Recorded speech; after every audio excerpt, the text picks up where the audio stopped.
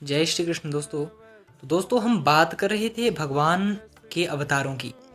तो दोस्तों आपको बता दूं कि भगवान 6 प्रकार से अपने अवतार लेते हैं। पहले जो है वो है पुरुष अवतार, लीला अवतार, गुण अवतार, मनवंतर अवतार, युग अवतार और शक्ति आवेश अवतार। आइए इन्हें सूक्ष्म तरीके से समझने का प्रयास करते हैं। दोस्तों सबसे पहला है पुरुष अवतार। पुरुष अवतार भौतिक ब्रह्मांड में भगवान नारायण के 3 प्राथमिक विस्तार हैं। उनसे ही भौतिक ब्रह्मांड का सृजन प्रारंभ होता है, जो कि हैं कारणोदक्षाई विष्णु, दूसरे हैं गर्भोदक्षाई विष्णु जिन्हें हिरण्य गर्भ कहा जाता है, तीसरे हैं क्षीरोदक्षाई विष्णु। आइए सबसे पहले कारणोदक्षाई विष्णु के बारे में जानते हैं।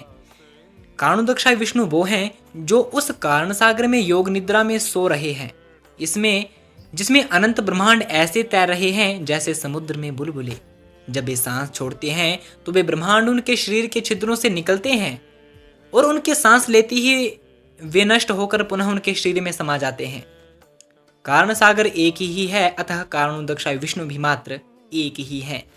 और क्योंकि वे अनंत ब्रह्मांडों यानी कि समस्त भौतिक जगत की उत्पत्ति के अंतिम कारण स्वरूप हैं, उन्हें कारणों के कारणकार कारणोदक्षाई विष्णु के नाम से जाना जाता है। दोस्तों दूसरे हैं गर्भोदक्षाई विष्णु, जो हर एक ब्रह्मांड के भीतर बसे गर्भोदक सागर में अनंत शेष की सर्पशैया पर लेटे हुए हैं।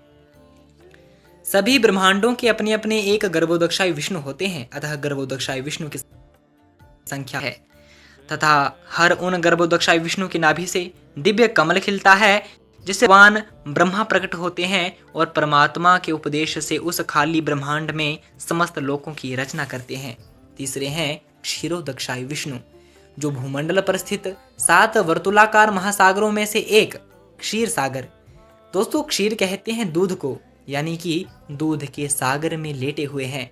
ये वो विष्णु हैं जो उस ब्रह्मांड के भीतर बसे समस्त जीवों के हृदय में परमात्मा के स्वरूप में रहते हैं। सभी देवता इन्हीं भगवान विष्णु के पास प्रार्थना, याचिका या किसी भी प्रकार की मदद के लिए आते हैं। सभी ब्रह्मांडों के अपने अपने एक क्षीरोदक्षाई विष्णु होते हैं, अतः क्षीरोदक्षाई विष्णु की संख्या भी अनंत है। क्षीरोदक्षाई विष्णु जिस ब्रह्मांड में रहते हैं उस ब्रह्मांड के भरण पोषण के उत्तरदायी स्वयं होते हैं। दोस्तों इन 3 पुरुषावतार विष्णु के रूप में अत्यंत ही अलग अलग रूपों में विद्यमान है, जिनका विवरण अलग अलग पुराणों में अलग अलग तरीकों से दिया गया है।